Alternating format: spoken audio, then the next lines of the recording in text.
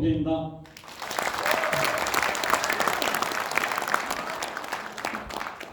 오늘 16일까지 출판 기념회가 끝납니다. 법적으로. 그래서 시간을 찾다가 장소를 이쪽에서 찾아야 되고 해서 주일날 12시 반부터 2시 반까지 그렇게 잡았습니다. 그래서 상당히 주일이라 오기가 힘든 상황도 있었기 때문에 오고 싶은 사람도 못 왔었고 그런 불편함이 있었지만 오늘 이렇게 참여해 주셔서 감사합니다. 먼저 감사 인사드리겠습니다. 감사합니다.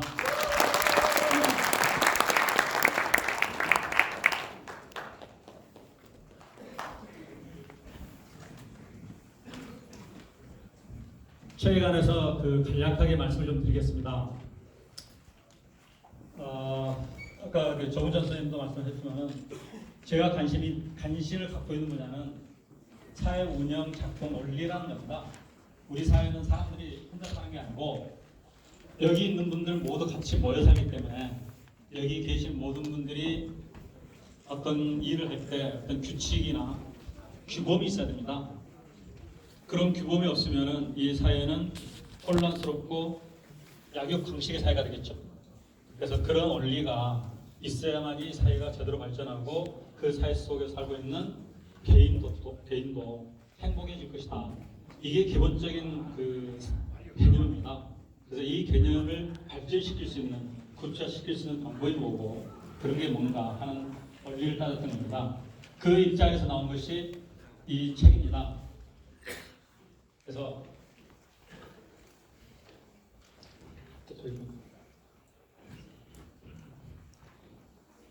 제가 말씀드리고 싶은 것이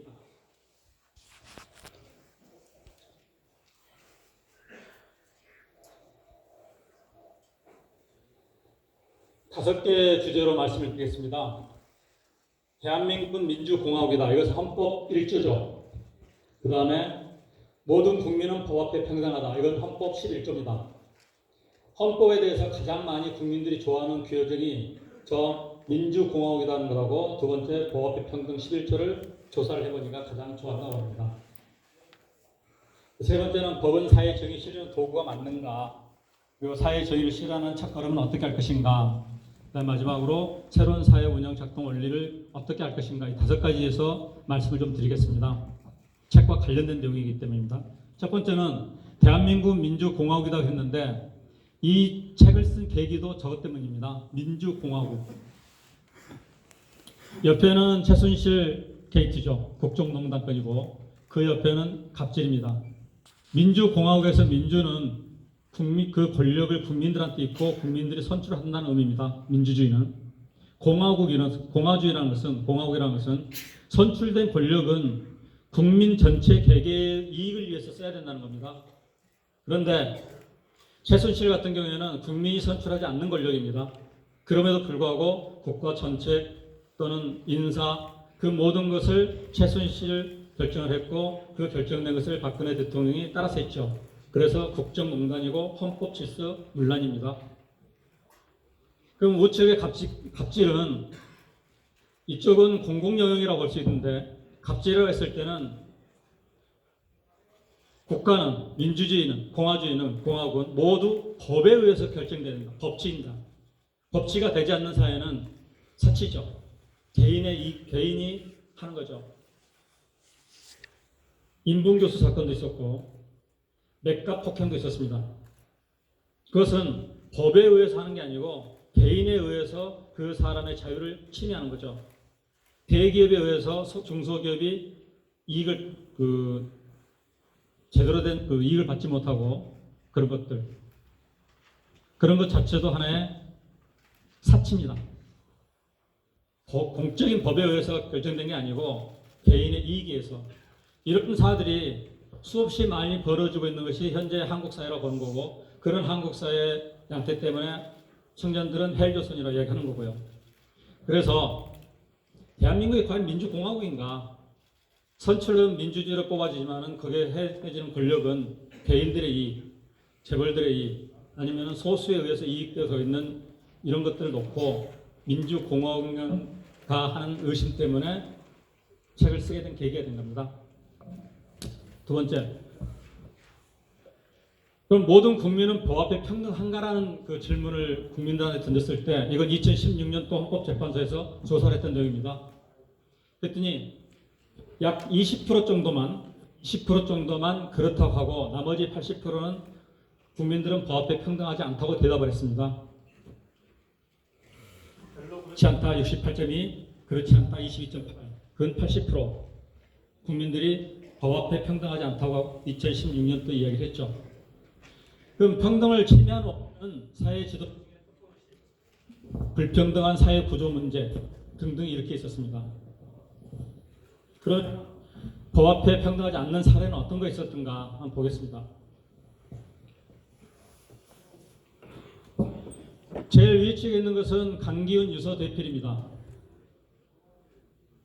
50 때 나타났던 사건이고, 그 다음에 오른쪽은 익산 약촌 오거리 사건으로 범인이 잡혔음에도 불구하고 검사, 판사, 경찰에 의해서 16년간 감옥살이를 했던 사건입니다. 법이 있음에도 불구하고 그 법을 운영하는 사람들의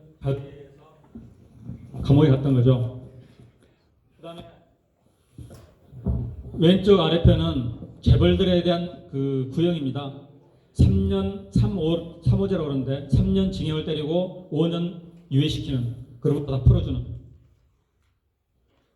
이런 사항들이 결국 법 앞에 평등이라는 것은 있을 수 없다는 것을 보여주는 사례가 되겠습니다. 그래서 정관예우에서 전화를 준달지 이런 걸로 인해 가지고 돈이 있으면은 쉽게 법의 형량이 낮추거나 그 법정에 가지도 않는 그런 상황이 되고, 또 법이 없으면 유죄가 되는, 그래서 유전무죄, 무전유죄라는 그런 일이 있었죠.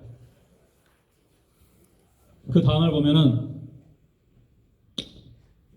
사법부 판결에 대한 국민 신뢰도는 이건 2018년도입니다. 조사를 해보니 거의 믿지 않습니다.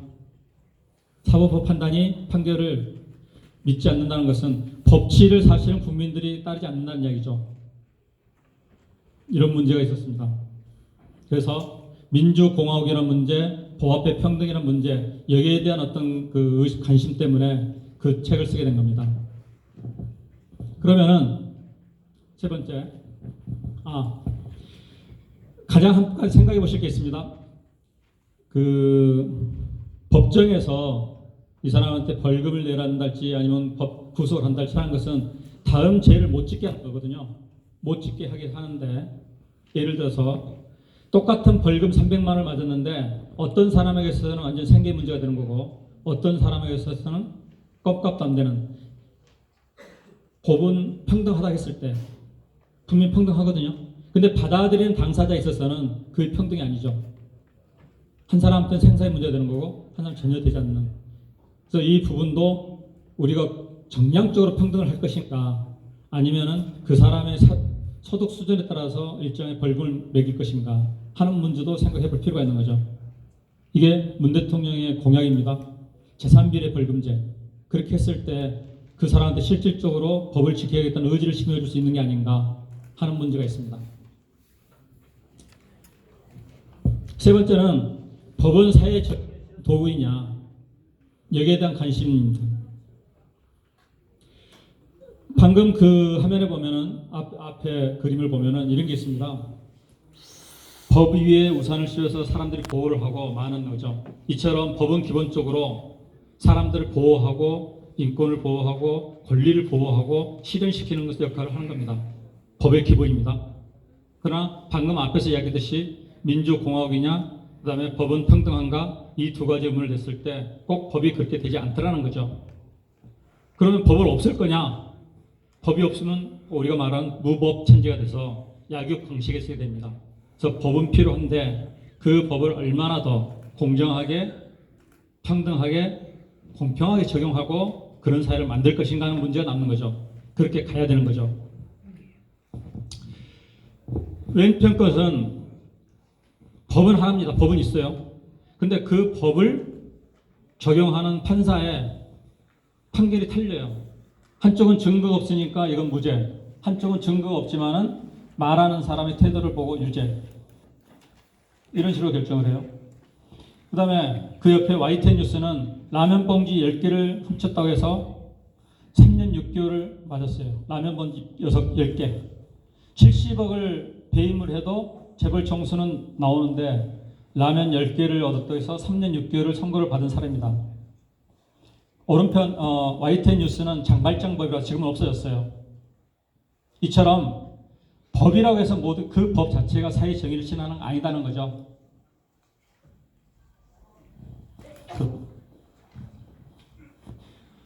세계 사항은 이런 겁니다. 법이 사회 정의를 실현하지 못하는 경우, 첫째, 법 자체 문제. 방금 앞에 보셨듯이 3년 6개월 때리는 거, 장발장법. 법 자체 문제가 있는 거 하나. 두 번째는 그 법을 운영하는 사람들의 문제. 이 두 가지인데 이 사례는 거의 법을 운영하는 사람들의 문제하고 법 자체의 문제와 같이 있습니다. 양승태 사법부 재판거래는 사람이 기존에 있는 법을 가지고 거래를 한 거죠. 그래서 KTX 해고된 승무원들이 다시 받았던 이 보상금을 다시 토해내는 그 과정에서 한 명이 사망을 하고 자살하는 사건들. 그 다음에 왼쪽 것은 법 그대로 인용했죠. 유신 때나 50 때. 그래서 법을 그대로 적용을 했는데 사형을 당하거나 아니면 수십 년간 감옥에 가는. 즉 법이 사회 정의를 실현하지 못하는 경우는 하나는 법의 문제, 다른 하나는 그 운영하는 사람의 문제. 이 두 가지가 같이 있다. 그래서 법이 사회 정의를 실현할 수 있게 하겠다. 그런 문제로 가는 거죠. 그 책의 마지막 부분도 그런 내용이 들어가 있는 겁니다. 사회 정의라는 것은 상당히 복잡하게 생각하는데 이렇게 생각해 보시면 될 겁니다. 공동체, 사람이 살고 있는 공동체 사회가 지속적으로 발전하기 위해서는 그 공동체에서 필요로 하는 세금 이런 부담, 그다음에 공동체가 생산해내는 경제적 성과, 사회적 지위 이런 것들이 공평하게 그 구성원들에게 분배됐을 때 그럴 때는 그 사회에 불만이 없어요. 그러나 거기서 나오는 세금이나 국방은 특정 부류, 돈 없는 사람들한테 집중된달지 사회적 권력이 없는 사람들한테 부담이 된달지 그러면 그 사회는 붕괴됩니다. 과거 역사 다 보여주죠. 또 경제적 부를 소수의 사람들한테 올라가서 그 사회 자체가 양극화되거나 격차 세습됐을 때는 그 공동체도 오래 못 가죠. 그 공동체에 동의를 안 하니까. 그래서 한 사회가 제대로 돌아가기 위해서 필요한 어떤 법을 만들 때는 방금 말씀드렸듯이 공동체에서 필요로 하는 세금 낸다랄지 국방이랄지 아니면 사회적 지위랄지 이런 것들이 공평하게 나갈 수 있도록 만들어졌다. 그게 필요한 거죠. 그래서 입법부에서는 그런 법을 만드는 거고 그 법을 행정부에 집행하는 거고 집행 과정 중에서 문제가 생기면은 사법기관에서 교정을 왜곡된 것을 교정하는 것. 그래서 이 사회는 사회 정의가 실현되는 그런 방향으로 가는 겁니다. 그래서 가장 먼저 중요한 것이 바로 정치권이죠. 왜? 법을 만드니까. 그래서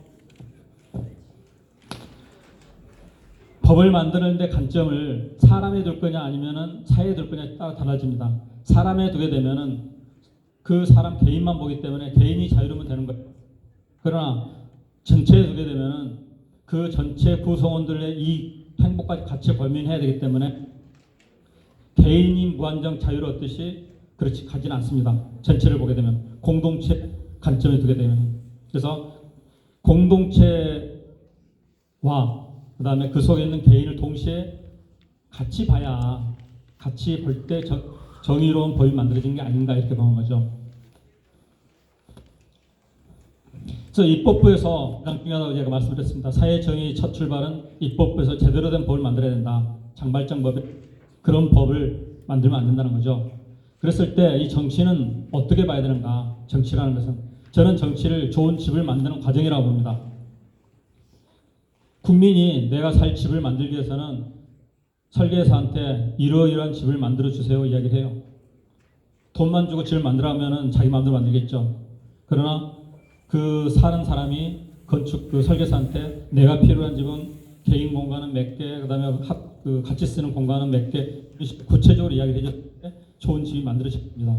그래서 정치라는 것은 끊임없이 국민들의 요구를 받아들이고 그 받아들인 요구를 입법하고 정책화하는, 그래서 좋은 집을 만드는 과정이 나는 정치라고 보는 거고, 그 좋은 집을 하기 위해서는 국민들도 참여해야 되고 정치인도 참여해야 된다.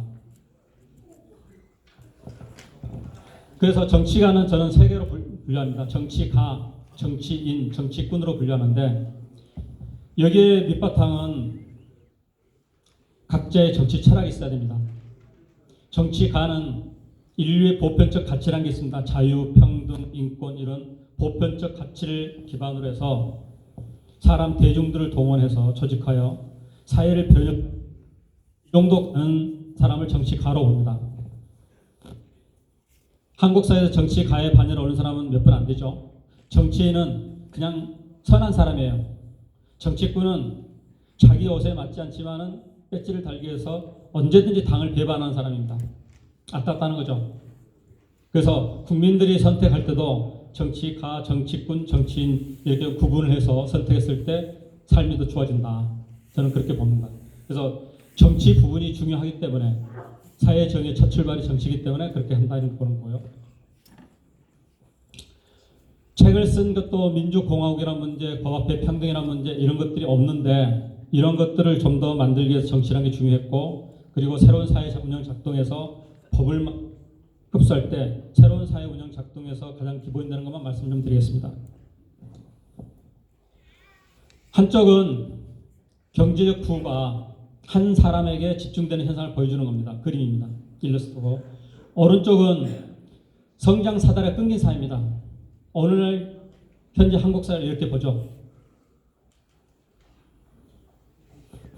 양극화 사회나 격차 세습 사회를 말하는데, 현재 한국 사회는 아예 쏠림 현상으로 그렇게 가고 있습니다. 이런 사회에서는 결코 공동체도 건강하지 않고 공동체에 속해 있는 국민 개개인이 행복하지 않습니다. 그래서 함께 성장할 수 있고, 그래서 더불어 나눠가지고 공동체가 지속 발전할 수 있는 그런 사회로 나가야 되지 않겠는가. 그래서 이번 책 뒤에 나올 책은 새로운 사회 운영 작동 원리라는 것을 계속 지금 쓰고 있는데, 그 부분을 다시 한번 출간했을 때 여러분들을 모시겠습니다. 감사합니다. 네, 뜨거운 박수 부탁드리겠습니다. 네, 너무 감사드리고요.